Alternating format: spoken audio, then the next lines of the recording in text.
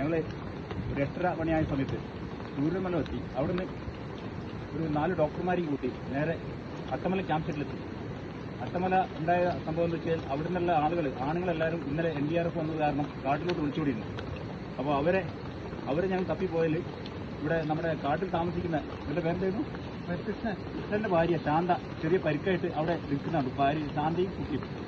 ആ കുട്ടി ശാന്തനോട് ചോദിച്ചപ്പോൾ ശാന്തയ്ക്ക് നടക്കാൻ വയ്യ. അപ്പോൾ ശാന്തനെ ഉടനെ തന്നെ അവിടെ ക്യാമ്പിലാക്കിയതിനു ശേഷം അവിടെ നിന്നുള്ള നമ്മുടെ വാച്ചറായിട്ടുള്ള കണ്ണനെയും കൂട്ടി. കണ്ണൻ വഴി കാണിച്ചു വന്നു.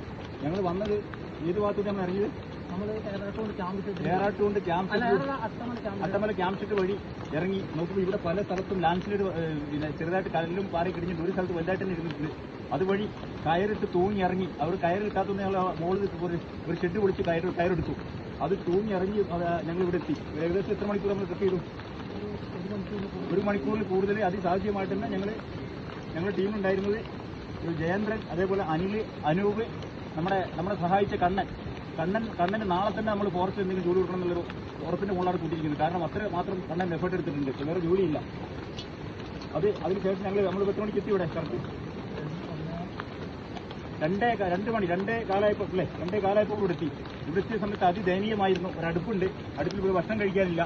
അടുപ്പ് കാണിച്ചു കൊടുത്തു. അടുപ്പിൽ ഒന്നും കഴിക്കാനില്ല. എന്തോ ചെറിയ കുരുക്കൾ ചുട്ട് കഴിക്കായിരുന്നത്. പക്ഷേ ഞങ്ങൾ ഉടനെ ബിസ്ക്കറ്റും ബ്രെഡും കൊടുത്തു. ആ ബിസ്ക്കറ്റും ബ്രെഡും കഴിച്ചതിന് ശേഷം ഒരു 10 മിനിറ്റ് റെസ്റ്റ് എടുത്ത് ഞങ്ങൾ ഉടനെ അങ്ങോട്ട് പോവാണ്. അപ്പോൾ കുട്ടികളെ എങ്ങനെ കടത്തുന്നുള്ളൊരു ടാസ്ക് ഞങ്ങൾക്ക് ഉണ്ട്. എന്നിരുന്നാലും ഞങ്ങൾ പരമാവധി ശ്രമിക്കും. എന്തെങ്കിലും സഹായം ഉണ്ടെങ്കിൽ ഞങ്ങൾ വിളിക്കും.